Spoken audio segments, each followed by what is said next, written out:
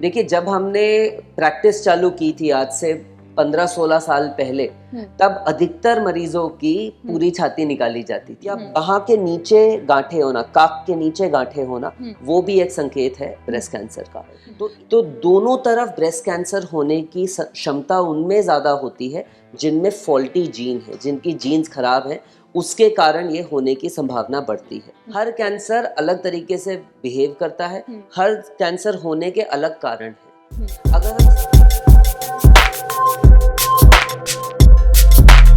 अक्सर ऐसा देखा जाता है कि ब्रेस्ट कैंसर जब 4th स्टेज पर पहुंच जाता है, जब 3rd स्टेज पर पहुंच जाता है, तो तभी पता चलता है कि बंदे को ब्रेस्ट कैंसर है। तो इसके क्या कॉमन सिम्टम्स होते हैं जो हम इग्नोर कर देते हैं? आपने जो सवाल पूछा ध्वनि, उसमें क्या होता है कि ब्रेस्ट कैंसर की जो गांठ होती है वो इनिशियली पेनलेस होती है, उसमें दर्द नहीं होता।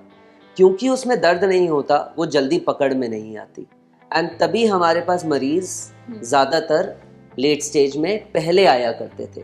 पर आजकल जागरूकता के कारण, अवेयरनेस के कारण मरीज अर्ली स्टेज में हमारे पास आ रहे हैं, एंड मेरी प्रैक्टिस में अधिकतर मरीज स्टेज 1 और स्टेज 2 के देखे जाते हैं।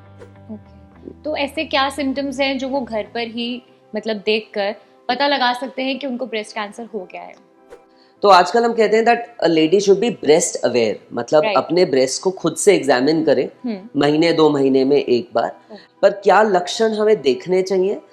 नंबर 1 की कोई गांठ महसूस हो, ये गांठ जो एक पीरियड से ज्यादा चले, मतलब 1 महीने में पीरियड्स के बाद भी गांठ परसिस्ट कर रही है, या फिर जो निपल है वो रिसेंटली अंदर को आ गया है, राइट, या फिर छाती का शेप रिसेंटली बदल गया है, या खाल जो है छाती के ऊपर वो मोटी हो गई है, जैसे संतरे के छिलके जैसी खाल हो गई है, या निपल डिस्चार्ज आ रहा है जो खुद से आ रहा है, या तो क्लियर है या ब्लडी है, खून वाला डिस्चार्ज है, या बाहाँ के नीचे गांठें होना, काक के नीचे गांठें होना, वो भी एक संकेत है ब्रेस्ट कैंसर का।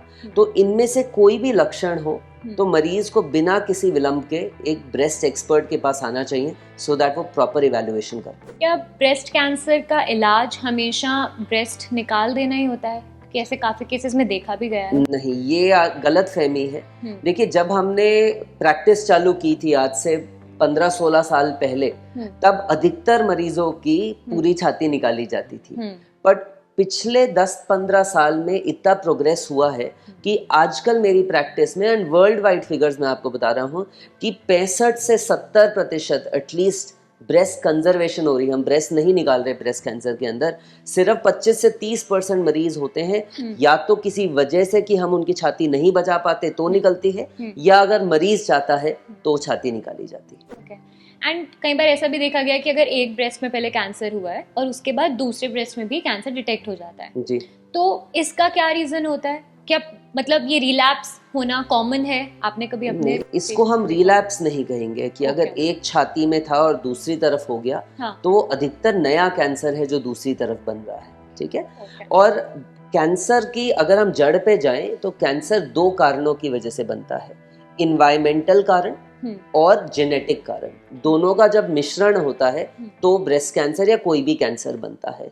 तो दोनों तरफ ब्रेस्ट कैंसर होने की क्षमता उनमें ज्यादा होती है जिनमें फॉल्टी जीन है, जिनकी जीन्स खराब है, उसके कारण ये होने की संभावना बढ़ती है। कई लोगों के अंदर इन्वायरमेंटल फैक्टर्स या बहुत सालों बाद दूसरी तरफ भी नया कैंसर बन सकता है, पर अधिकतर देखा जाता है फॉल्टी जीन के कारण। आपने जीन्स की बात की, तो अगर किसी की फैमिली में फादर को कैंसर रहा है एंड मदर को नहीं रहा है, तो कितना % चांस होता है कि बच्चों में भी कैंसर चला जाए, या फिर सिर्फ मदर के कैंसर होने से, मदर की कैंसर हिस्ट्री होने से ही बच्चों को कैंसर हो सकता है? देखिए ध्वनि जी, शरीर में 50 अलग अलग तरीके के कैंसर हैं। एक कॉमन मिसकंसेप्शन जो मरीज का होता है कि सारे कैंसर एक जैसे हैं। नहीं, हर कैंसर अलग तरीके से बिहेव करता है, हर कैंसर होने के अलग कारण हैं। अगर हम स्तन के कैंसर की या ब्रेस्ट के कैंसर की बात करें तो इसमें 90% कैंसर फैमिली में रन नहीं करते, सिर्फ 10% कैंसर फैमिली में रन करते हैं। तो जैसे आप मिथ्स की बात कर रहे थे, कई बार मरीज हमारे पास आके कहता है कि मुझे कैसे कैंसर हो गया, मेरी फैमिली में तो किसी को कैंसर नहीं था, तो मुझे कैसे हो गया। तो जैसा मैंने कहा कि 90% फैमिलीज में नहीं रन कर रहे। अब अगर बहुत स्ट्रॉन्ग फैमिली हिस्ट्री है, या तो मदर की साइड या फादर की साइड, ऐसा नहीं है कि ब्रेस्ट एक फीमेल ऑर्गन है तो सिर्फ मदर की साइड की हिस्ट्री जरूरी है, दोनों तरफ की हिस्ट्री जरूरी है। तो अगर बहुत स्ट्रॉन्ग फैमिली हिस्ट्री होती है या किसी पर्टिकुलर टाइप का कैंसर होता है या वो कैंसर अर्ली एज में पकड़ में आ रहा है तो हम जेनेटिक टेस्ट करवाते हैं। हर मरीज में जेनेटिक टेस्ट इंडिकेटेड नहीं है।